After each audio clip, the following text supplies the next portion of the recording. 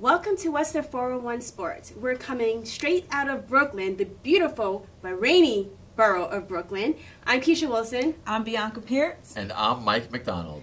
We were on a little bit of a hiatus, so it's really good to see you guys. Yes. Nice smiling faces. So, while we were gone, the world of sports kept turning, and so we need to talk about some stuff. And we're going to kick it off with Ronda Rousey.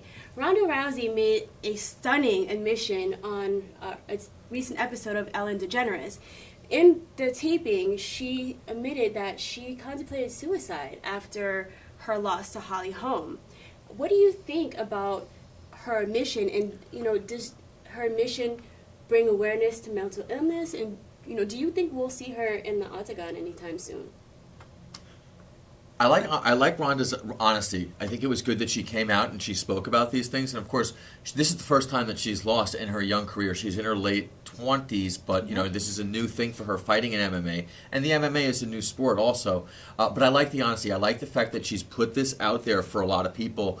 As far as her getting into the ring, what I've heard from people that are in her inner circle is that right now she's not ready to fight. And the reason why she's not is that if this is her reaction to her first loss in her career, what she's probably going to do right now is maybe focus on some of the entertainment stuff, some of the Hollywood stuff. I know that she was in the Entourage movie. Just last week she had a lot to do with the Sports Illustrated swimsuit issue. And so I think if she puts the focus on that for the next few months, prepares, we all know she'll probably still be training, but I think for right now, if she's going to react like this with having these sort of suicidal thoughts, or sort of an incident where she was thinking about really like just sort of negative things like that, I think it's probably good for her to just put the fighting at bay for a little bit, train, but not necessarily prepare for an actual fight, and then focus on the entertainment stuff, and then sooner than later at some point she'll get back into the ring. Yeah, certainly. And we have to remember Ronda Rousey did have an interesting history. Her father actually committed suicide at the young age when she was only 8 years old, and she had a childhood speech disorder. So at the age of 6, she couldn't really spit out proper sentences. So she's had adversity in her life. For her to, go through this, it certainly is touching. It means a lot. And I appreciate the vulnerability. We need that in today's age because we have this facade that everyone has to be perfect, and unfortunately that is not the case. So I'm happy that she was able to share that. And again, I think her mind is everywhere, which could partly be the reason why she got knocked out during that bout. Because she right now is filming for the remake of Roadhouse. She has a project with Tina Fey and Mark Wahlberg lined up. So she has a lot going on. I think for now she should focus, but she did say she wants to fight Holly Holm again. So I think later in the year we'll see another rematch. Yeah, I hope that she gets the help that she needed, because what stuck out to me was that during that sit down with Ellen, she did not say that she went to therapy or any kind of formal therapeutic environment. And I feel as though that might be important for her to be able to really get back into the ring and be able to sustain a loss, because chances are she may lose again, and we don't want her to go into another tailspin or go even further than she already did. And I think she also showed how powerful support is, because she said her boyfriend Travis, who is a UFC heavyweight, he literally saved her life. She saw him in the bed and was like, "Oh my gosh, I can't commit suicide. I have to have his baby." So to know that he's around and there for support, it's important to know that goes a long way. So in some news close to home, the Brooklyn Nets announced the hiring of new general manager Sean Marks. Sean Marks comes to the Brooklyn Nets from the San Antonio Spurs, where he held the position of assistant general manager. This announcement came approximately 5 weeks after the reassignment of former GM Billy King. So, Sean Marks in a new position, he's got a lot on his plate. What do you think his first moves will be?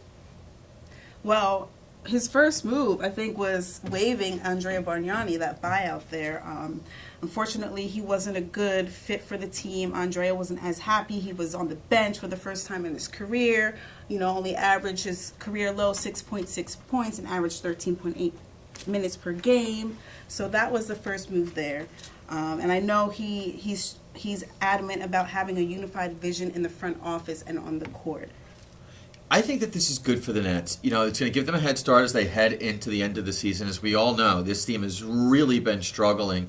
And I think that this is kind of going to give their fan base, Brooklyn and all of New York City, kind of a sigh of relief. Like, all right, look, now we know that this team is going to be headed in a different direction. Because, you know, with the whole Billy King, getting rid of Billy King, and then you don't have a general manager, you want to put someone in place. Now, as far as whether or not this Marks decision is going to be the right choice, we're not going to know until 2, 3, maybe even 4 years from now, you know, until this team can start to compete. But I like what I've seen from the guy, and the big thing is that he's got experience on 3 levels. He's been in the NBA as a player, he's been in the NBA as an assistant coach, and he's been in the NBA in the front office working for R.C. Buford with the San Antonio Spurs. Yep. So I think having been involved on those 3 levels, it'll give the guy some, you know, a different set of eyes to kind of see who he wants to bring in to coach this team and what players he wants to keep and get rid of. Yeah, he definitely has the pedigree. I mean, he's been mentored under some of the most respected names in basketball.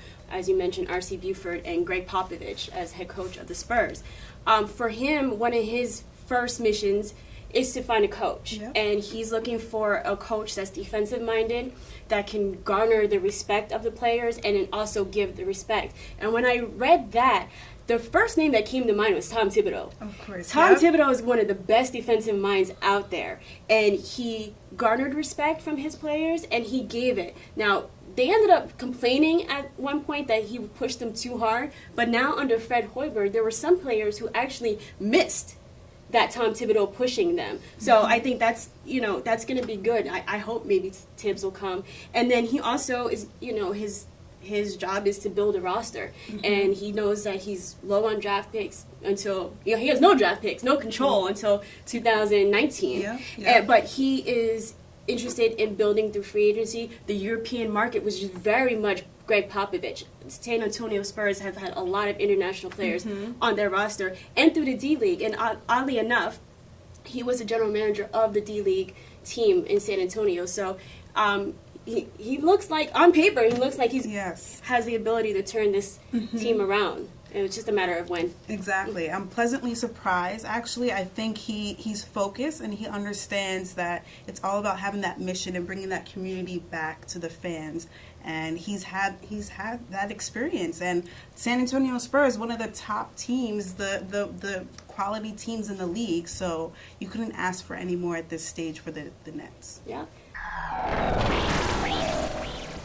Now we're going to move to the gridiron and talk about some football. And Peyton is in the news. He's in the eye of a storm, and it's a more serious storm than whether or not he's going to retire. The incident that happened when he was at the University of Tennessee in 1996 has now resurfaced due to a lawsuit that has been filed by unidentified women against the University of Tennessee, which is Peyton's alma mater, for promoting a sexual hostile environment against women. And in 1996, a trainer claimed that Peyton put his exposed buttocks and genitals on her face as she was examining her foot. So, you know, with all of this, you know, we have this image of Peyton Manning. Do you think that his image is now, his legacy actually, is tarnished? Has what we've seen of Peyton built on lies? What do you think about what this means for him? I think that this story is just as much of an indictment on the media and on the University of Tennessee as it is on Peyton Manning. The fact that it's taken 20 years for this to come out, I think, is really sad. I think leading up to the Super Bowl, everybody, you know, in sports talk radio and everybody on a lot of these sports talk shows are calling up and they're complaining about Cam Newton celebrating in the end zone. And here we have Peyton Manning, who has gone ahead and he's done this incident with this trainer, which has taken now 20 years to get out. I think that there's a lot of things that we still don't know about this story. There's a lot of things for me that are very, very troubling about it. I get it. He was a kid when this happened. He was a college student, you know, and we all make mistakes. We all make mistakes. But for me, the troubling part is not necessarily what Peyton did. I get it. It's very, very disturbing.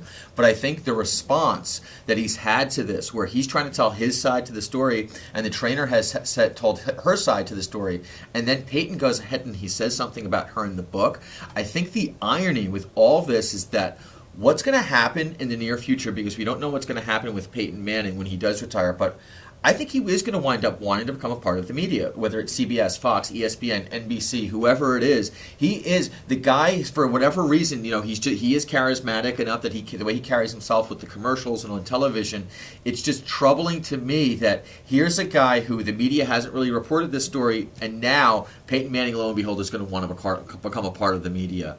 Yeah, and unfortunately, I think that will be the case for him. They'll let him slide right on in because they haven't. I feel like the media hasn't really been covering this story as much as it should be. As you mentioned, highlighting Cam Newton. I'm at a loss for words, to be quite honest. We don't know the full story, but regardless of the situation, I think something did happen. So I just really feel like Peyton should just kind of own up to whatever the case may be and just squash it and call it a day. This one is tricky for me because I've definitely bought into the image of Peyton, and I do feel as though it's not totally constructed. I think that it's generally who he is. I think he's generally an affable, likable person. But to touch on Mike's point, I think what happened was that this story was actually covered locally in Tennessee when it first came out. Of course, so yeah. we as a broader audience did not know about it until this lawsuit came up. And it was mentioned to establish a pattern of history at the University of Tennessee and how they treat women in the athletic department.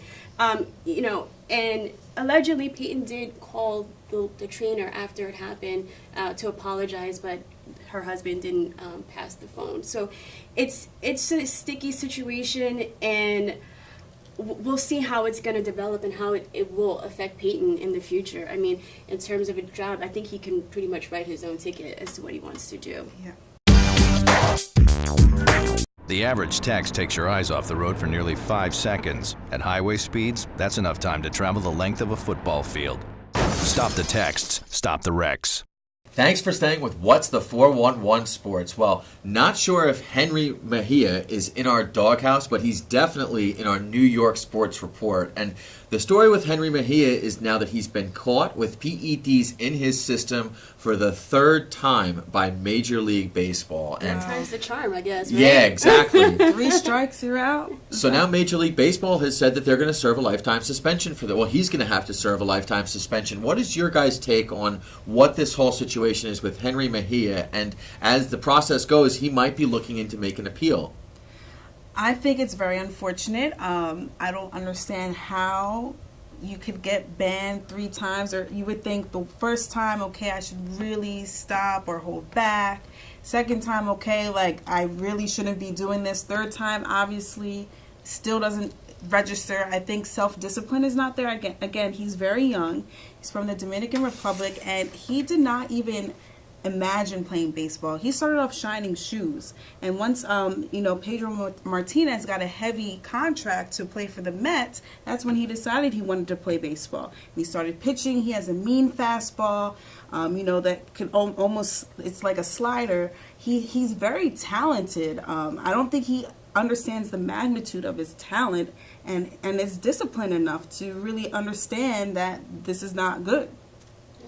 I had an interesting thought, a different line of thinking. I might be a little off base, but when I read this is his 3rd time, but this is the 3rd time. Well, he was already serving a suspension for a 2nd offense while he got caught this 3rd time. Yeah. So I'm starting to wonder if maybe there's an addiction problem. Yeah. I don't know if when you start ingesting yourself with foreign substances, messing with your body's chemistry, you don't know what kind of effects that may have on him, because it seems like he just doesn't have control over his actions. Because the first time, okay, maybe you slip up, I made a mistake, but then to get caught again within 2 months of that one, and then while you're serving suspension for your 2nd offense, you get caught a 3rd time. It just, I don't know, it just reads something really weird. And then you see how you have multiple offenders of steroids. Alex Rodriguez was one of them, and God knows who else. So I'm wondering if that is something, they're messing with their body chemistry, or I could be off base and he's addicted to the fame that having outstanding performances will give you and the big money that comes along with it. Or maybe he thinks that he's the smartest person in the room and can beat these tests. And just quickly, I find it interesting that this ruling and the rules regarding PED shows how baseball is really making an effort to distance themselves from the steroid era, because Josh Hamilton was suspended multiple times for drug use, but he's allowed to return every time, but 3 strikes you're out when it comes to PEDs. No, I think the self-discipline is not there, and honestly, maybe it's deeper than that. I think he needs help. I think the MLB should arrange some sort of rehab or some sort of program for him to get back on his feet and be monitored. Well, if the Mets have Mejia or not, one thing's for certain: they are ready to go and make a push for a World Series title this season. They lost to the Royals in the World Series last year, and this team is loaded with the pitching to get them back to the Fall Classic. Traditional light bulbs actually generate 9 times more heat than light. Switch to energy-saving bulbs. Saving energy saves you money. Here in Brooklyn is the Brooklyn Nets have now gone ahead and they've moved their practice facilities to Sunset Park in Industry City, right off of the Brooklyn Queens Expressway. So, what is your take on the Nets now being all in with Brooklyn? I think it's very exciting. Again, it's another buy-in for the state of the Nets right now in terms of recruiting or bringing in players. They have this state-of-the-art training facility. You can see the skyline of Manhattan and the Statue of Liberty. Mind you, it's just 3 miles away from the arena, where previously they were in East Rutherford, New Jersey, a different state practically.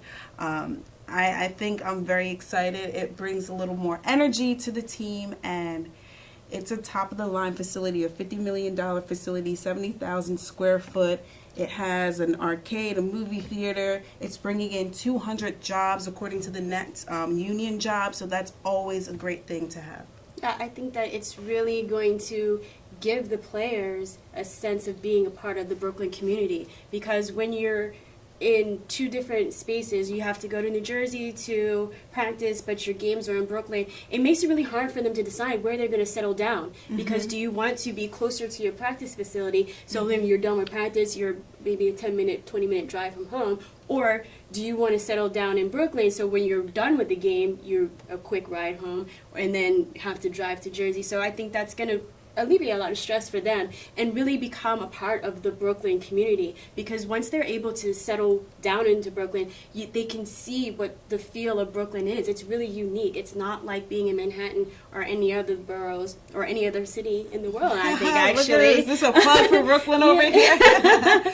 So, you can still get to experience what Brooklyn has to offer, the restaurants, the nightlife, and I think that will energize the Brooklyn fan base to come to the games, because they'll feel like they're their own. They're part of their own. You're absolutely right. I think it's a great beginning for the new Brooklyn Nets. However, I know some of the players are struggling with this move. For example, Willie Reed, the center, he's going to stay in New Jersey because he just has his new son was born 5 days ago. So a couple of players I think are going to hold off this season and stay in New Jersey. But moving forward, I think all in Brooklyn, 100%. Great for Sean Marks as he's trying to bring in players next season. So it's a good look.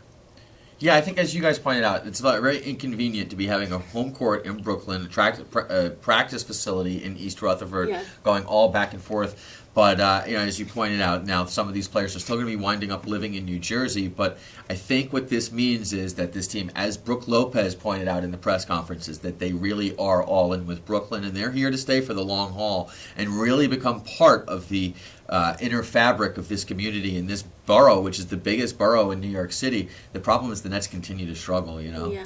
Hey, for all the new Brooklyn Nets residents that are going to reside in Brooklyn, talk to me. I know some great places to eat. Well, I want to throw in a plug to Sugar Cane right next to the Barclays Center. It's a West Indian restaurant. It's amazing. I go there all the time after every game. They have the best oxtail, sweet rice and peas, plantains. It's very good. But, now that the Nets have this new facility, they are going on the road for the next 9 games. They did win against the Knicks on home court, right after the facility they were settled in Sunset Park. However, they lost to the Charlotte, I was going to say Bobcats, but it's the Hornets on Sunday. So it's kind of up and down with the Nets. The record isn't the greatest.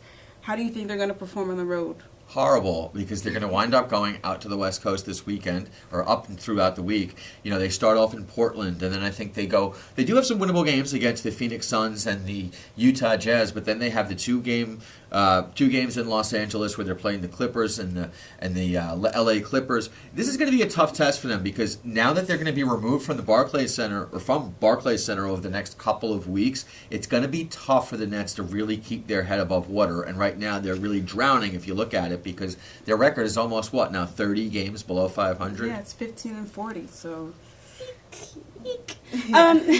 This team, it's like a tale of two teams, and sometimes I wonder if they play up or down according to their competition. Yeah. They beat the Knicks, although the Knicks are not wowing anybody with their record, but it's a crosstown rival or interborough rival.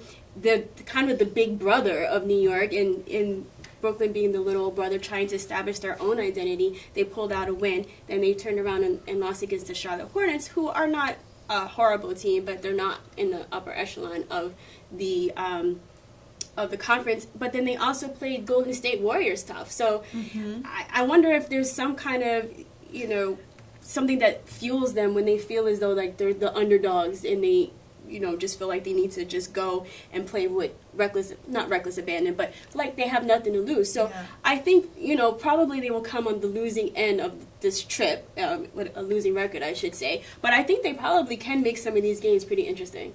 They can, as long as they stay aggressive the entire game. I know it sounds much easier said than done, but they always want to try to turn it around, at the end of the fourth quarter. But unfortunately, it's too late because that third quarter is where they always fall flat.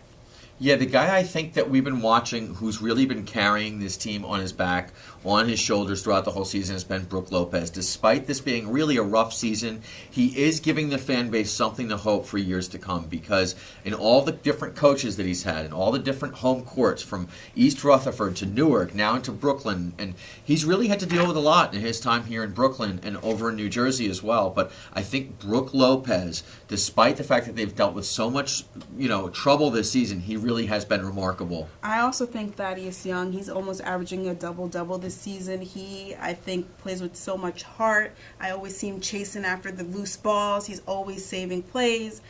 The combination of those two players really hold that team together. We gave the Nets some love, so let's just switch it to the Knicks. Kurt Rambis is in the news because maybe he's not as adept in social media as we like to think he is. He allegedly liked a pornographic picture on Twitter.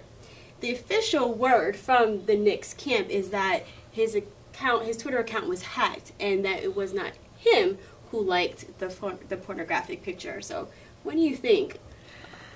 I don't know. It's tough with technology. It's so easy to like things on accident, but I don't even know how How you getting porn in that graphic popped in up. your feed. Exactly. I don't know where that graphic came from, but what I do know is that he did delete his Twitter account. So, as Frank Casola pointed out, the writer for the New York Daily News, why is it that none of these incidents happen with the Golden State Warriors, the San Antonio Spurs, or the Miami Heat? These types of teams that have won championships and things like this just don't happen there. Whether or not Kurt Rambis was hacked, I think that this doesn't look good for Phil Jackson. Phil Jackson goes ahead, he brings Derek Fisher. We know about the incident with Matt Barnes' ex-wife. And now here's Kurt Rambis. And look, whether or not this actually happened, whether or not this hacked, it doesn't look good for this Knicks team. They've been struggling. The other night they lost to the Toronto Raptors. This team is now above, 10 games below 500.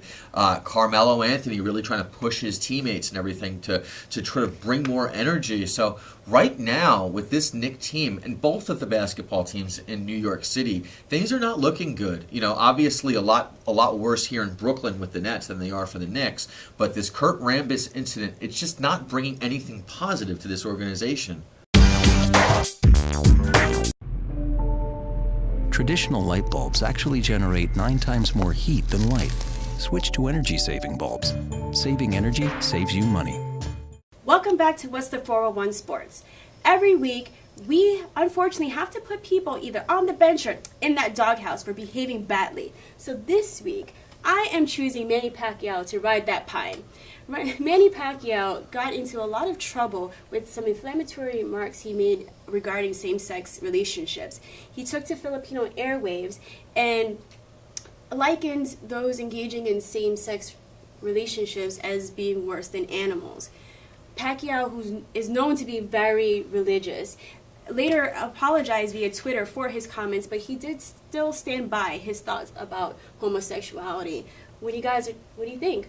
It's very disturbing. It's very disturbing that Manny Pacquiao would go out and make these comments. Certainly, he's isolated now a portion of his fan base. I'm sure that there are homosexual people that are fans or were fans of Manny Pacquiao. The sad part is that this is America. In the Philippines, I bet you that this isn't even a story, you know. And the thing with Manny Pacquiao is he probably doesn't care about this. The guy doesn't really have much that he can add as far as, look, you know, he doesn't really speak English that well. I'm not making fun of him or anything, but it's not like he's going to wind up coming here to America and really publicizing himself and getting much promotion out of this. So the way he's looking at this, he probably doesn't care and it doesn't faze him. But I think as Americans, I think it's very disturbing. We've made a lot of headway, you know, with John Amici, guy who was a former NBA player. He went out and he sort of admitted he admitted that he was gay after his NBA career. I think we still have, and with this Manny Pacquiao stuff, I think in this country, it just shows you, even though it happened over in the Philippines, we have such a long way to go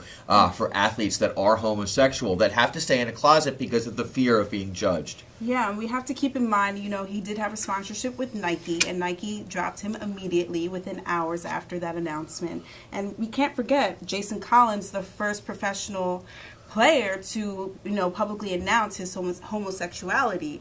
You know, Nike is a big sponsor and big advocate for the LGBT community. They even have an annual summit for the Nike athletes. So unfortunately, Manny Pacquiao wasn't thinking correctly. Everyone does have their opinions, though. We have to keep in mind everyone does have their own opinions. It's just how you communicate that, and knowing that you are a public figure, you should be very aware of what that means. Yeah, I mean, it's something that he strongly believes. He's against homosexuality because of his religious convictions. But, you know, he's got to learn how to, I mean, it's okay to have your own beliefs, but you got to be sensitive to others. So. Yep. The average text takes your eyes off the road for nearly 5 seconds. At highway speeds, that's enough time to travel the length of a football field. Stop the texts, stop the wrecks. Welcome back to What's the 411 Sports. Now, we will talk about things that are coming up in our pipeline. I hope that you have your pen and paper ready. March 3rd marks the court date where the NFL will appeal the ruling in Deflategate. And March 9th is when the new NFL league begins, and also free agency will also begin at that time. Make sure you share your thoughts on the latest sports. And that's about it for our show tonight. So follow us on Facebook, friend us on Twitter and Instagram, and subscribe to our YouTube channel, all at 411 Sports TV. I'm Bianca Peart. I'm Mike McDonald. I'm Keisha Wilson, and thank you as always for staying with us this week. And we look forward to seeing you next week. Bye-bye. See ya.